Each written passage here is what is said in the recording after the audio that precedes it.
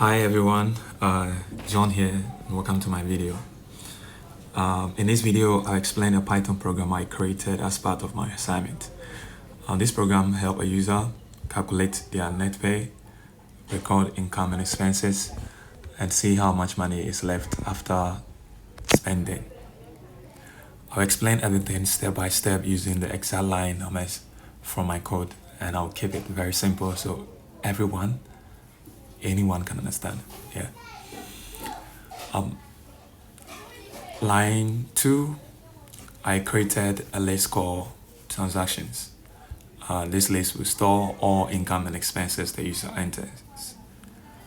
This is called a global variable, which means it can be used anywhere else in the program. Line 4 to line 6, I declared a function called gross pay. So on line 4, I define a function called calc gross pay. It takes two input, wage and hours.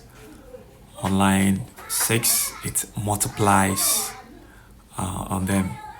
This gives us gross pay, which is the total money earned before tax. On line 6, I defined call withdrawing, which thinking about now it should be calc withdrawing. This function calculates taxes. Line 8, federal tax, which is 10%. Line 9, state tax is 5%. Line 10, social security is 6.2%. On line 11, it returns all three values. On line 13, I created call net pay, which should be calc net pay. It subtracts all the taxes from gross pay. The result is net pay, which is the money the user actually takes home. On line 16, I define processed net pay. 17 to 18, the program asks the user for wage and hours. 19 calls the gross pay function. On line 20 calls the withholding function. Line 21 calls the net pay function. On line 22 to 26, the program print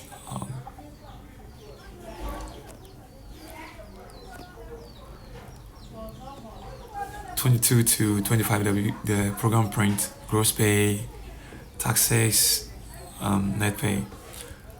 On line 27, it returns the net pay. On line 28, I created enter transaction, a function called enter transaction. On line 29, a loop keeps running. Line 30 to 31, the user enters a name and amount. On line 32, on line 33 rather, the data is stored in a list of dictionary. For example, rent being what value and salary being what value. Negative means expense, positive means income. Line 33 to 34, it asks if the user wants to add another transaction. Actually, 34 to 35, it asks if the user wants to add another transaction.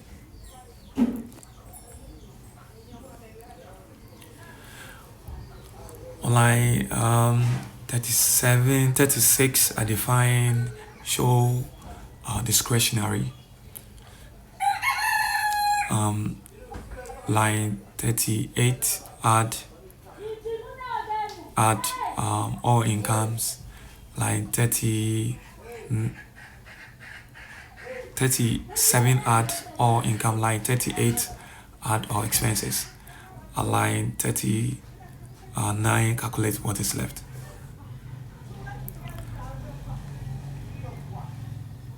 Then on line 40, print, total revenue, total expenses, and discretionary income.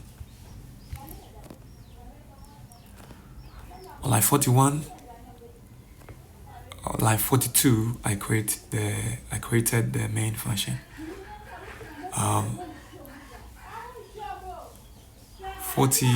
on line 43, a loop keeps the program running. Line 44 to line 48 displays the menu the user can choose from, which is 1, calculate net pay, 2, enter transactions, and 3, show discretionary income, and finally 4, exit. The program runs different functions depends on the user choices. If the user enter a wrong option,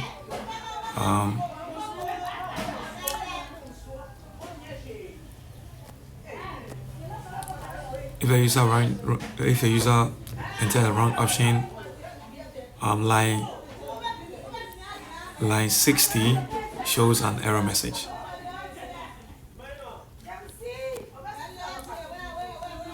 On line 63, the program checks if the file is running correctly.